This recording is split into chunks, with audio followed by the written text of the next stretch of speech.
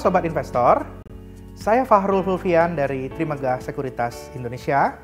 Pada kesempatan ini kita akan membahas tentang faktor-faktor makroekonomi yang memberikan pengaruh terhadap pasar keuangan di Indonesia.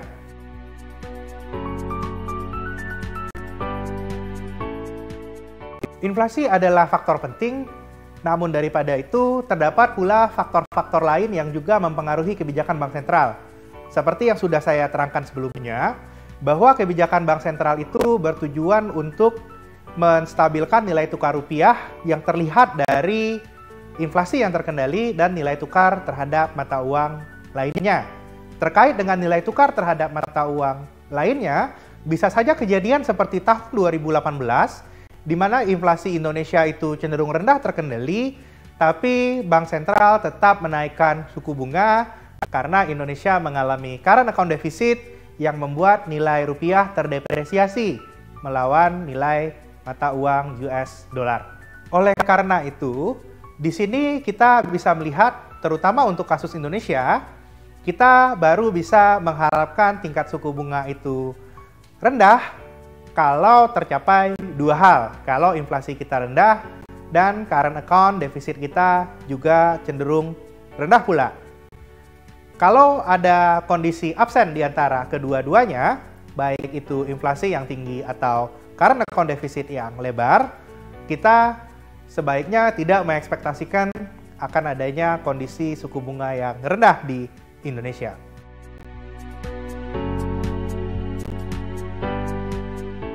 Siklus ekonomi adalah sebuah perubahan fase-fase dalam pertumbuhan GDP growth. Dalam siklus ekonomi itu sendiri, kita bisa membaginya dalam dua hal besar, yaitu adalah fase pertumbuhan ekonomi cenderung tinggi dan fase pertumbuhan ekonomi cenderung rendah.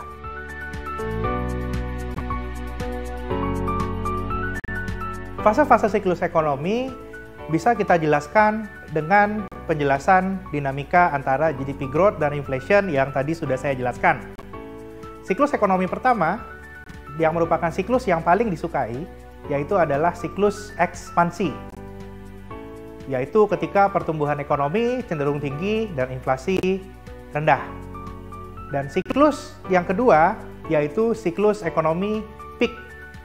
Karena setelah terjadinya ekspansi yang terus-terusan, maka pertumbuhan tinggi diiringi dengan inflasi yang tinggi, yang nantinya inflasi yang tinggi ini akan membuat pertumbuhan ekonomi turun. Dari peak, ekonomi akan berubah menjadi contraction, yaitu fase di mana pertumbuhan ekonomi cenderung rendah dan inflasi tinggi. Dan dari contraction tadi, ketika inflasi sudah turun, maka kita akan sampai terhadap siklus ekonomi keempat, yaitu siklus trough, yang berarti pertumbuhan ekonomi cenderung rendah dan inflasi cenderung rendah. Sebenarnya kalau kita melihat ekonomi dunia dan ekonomi suatu negara adalah perputaran dan pertukaran antara fase-fase yang barusan saya jelaskan.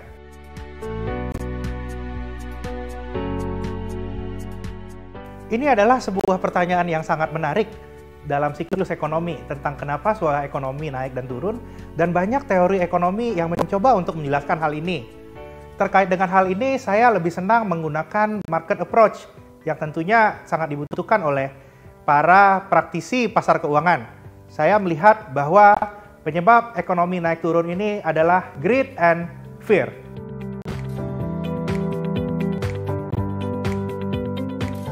Pada siklus ekonomi ekspansi, seluruh bisnis akan cenderung bagus.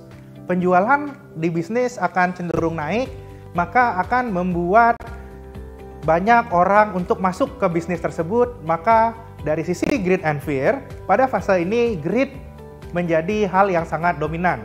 Semua orang ingin masuk ke bisnis, dan inilah ekspansi ekonomi itu terjadi. Dan yang terjadi adalah ketika greed mendominasi, fear hilang dari masyarakat, dari pasar, maka ini adalah tanda-tanda terjadinya ekonomi yang sudah mulai peak.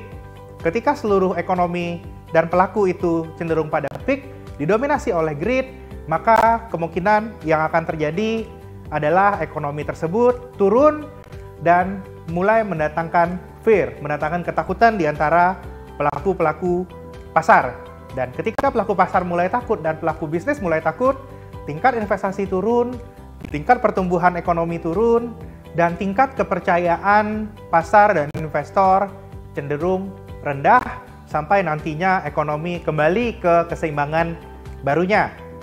Dan salah satu ciri-ciri yang biasanya menarik itu, ketika ekonomi itu sudah beralih ke keseimbangan baru, masih banyak pelaku pasar yang didominasi oleh ketakutan atau fear. Padahal itu adalah waktu yang sangat tepat untuk memulai bisnis baru karena biasanya memberikan return yang sangat tinggi. Dan seperti itulah kita lihat perubahan dinamika greed and fear di antara pelaku pasar keuangan dan sektor real mempengaruhi kondisi market kita secara terus-menerus.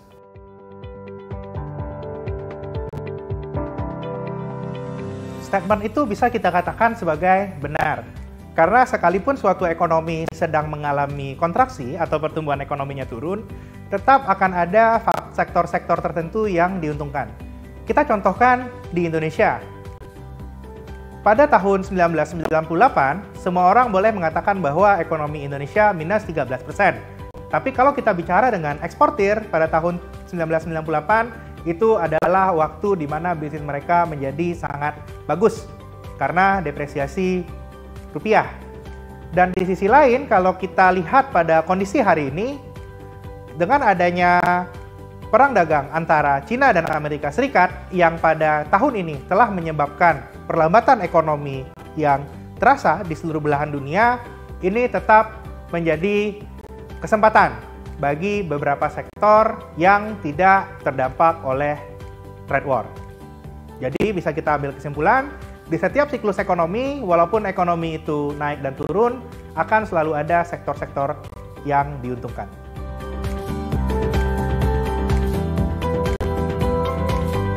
Seperti yang sudah saya jelaskan tadi, tujuan dari bank sentral adalah menjaga kestabilan nilai mata uang. Dan di setiap siklus ekonomi, bank sentral akan bereaksi untuk membuat siklus ekonomi tersebut tidak menjadi ekstrim. Contohnya, ketika siklus ekonomi menjelang kenaikan yang luar biasa, maka bank sentral biasanya akan lebih dulu datang dengan menaikkan suku bunga dengan tujuan membuat pertumbuhan uang beredar tidak terlalu tinggi sehingga tingkat harga terkontrol walaupun itu berakibat pertumbuhan ekonomi akan lebih terbatas. Dan sebaliknya, kalau ekonomi cenderung turun, maka kita bisa melihat akan ada ruang bagi bank sentral untuk memotong suku bunga. Dan dengan cara inilah, bank sentral bisa secara terus-menerus menjaga jalannya perekonomian.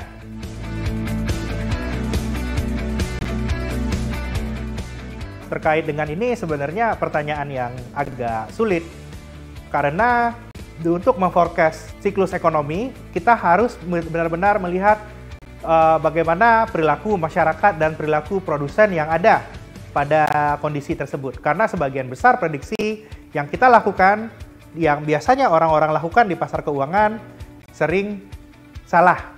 Namun kita bisa melihat beberapa variabel penting.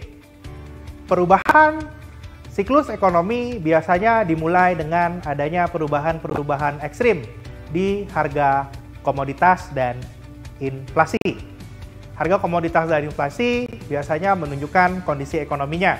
Seperti kita lihat pada tahun 2013, ekonomi Indonesia masih cenderung tinggi, tapi harga komoditas global sudah mulai turun. Berarti kita sebagai investor kalau melihat itu terjadi, harus mulai melihat bahwa siklus ekonomi yang ekspansi dan sudah peak itu akan berubah menjadi siklus ekonomi contraction dan penurunan pertumbuhan ekonomi dalam beberapa bulan ke depan. Dan juga kalau kita lihat sekarang, kalau siklus investasi yang masih cenderung rendah dan inflasi yang cenderung rendah, kita bisa mengekspektasikan bahwa kedepannya ekonomi akan cenderung membaik. Jadinya di sini kalau saya memberikan saran, selalu lihatlah fenomena pergerakan harga-harga penting untuk melihat siklus ekonomi. Hal yang bisa kita lihat paling gampang itu adalah perubahan inflasi dan harga-harga komoditas penting.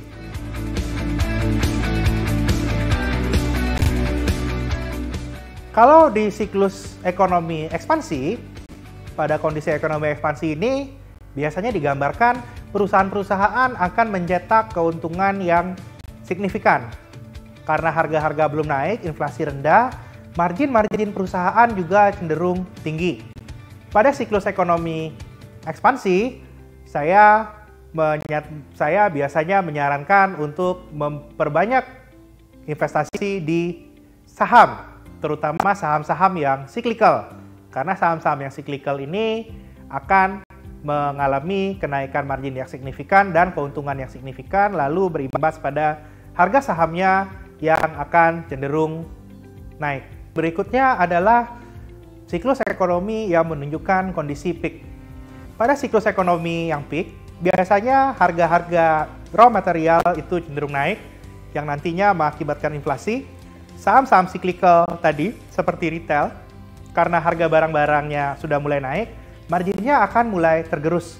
Pada fase peak ini, biasanya saham-saham yang terkait dengan komoditas akan naik secara signifikan.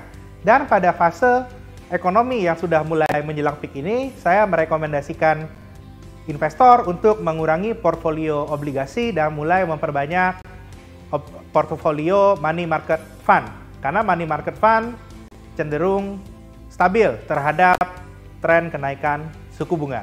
Pada siklus ekonomi ketiga, yaitu siklus contraction, biasanya terjadi ketidakpastian yang luar biasa. Tingkat suku bunga sudah tinggi, yang merupakan warisan dari siklus ekonomi yang peak tadi. Dan biasanya kondisi ini akan membuat investasi yang sangat aman, seperti deposito, menjadi pilihan utama di tengah ketidakpastian yang ada. Kemudian ada siklus keempat. Siklus keempat adalah siklus yang paling tidak disukai, itu adalah siklus economic trough. Ekonominya itu sedang turun dan tingkat harga-harga turun. Investasi yang paling bagus dilakukan pada siklus ekonomi ini adalah membeli obligasi. Karena tidak ada pertumbuhan ekonomi, kita tidak bisa mengekspektasikan kenaikan keuntungan dari perusahaan-perusahaan yang ada di bursa, tapi dengan ekonomi yang dingin, dengan ekonomi yang pertumbuhannya rendah, kita bisa mengekspektasikan central bank untuk memotong suku bunganya secara masif. Pada periode seperti ini, kita akan bisa melihat pasar obligasi berjalan lebih cepat dibandingkan pasar saham. Dan seperti itulah siklus ekonomi mempengaruhi keputusan investasi kita. Kemampuan untuk menganalisa siklus ekonomi yang akan terjadi menentukan hasil dari investasi kita. Apakah hasil investasi kita akan lebih tinggi dari market ataupun tidak. Tadi kita sudah membahas tentang siklus ekonomi. Kalau rekan-rekan masih berkeinginan untuk mencari tahu tentang faktor-faktor apa saja yang berkaitan dengan makroekonomi dan pasar keuangan, jangan lupa tonton terus video kita di tel.co.id. Salam investasi!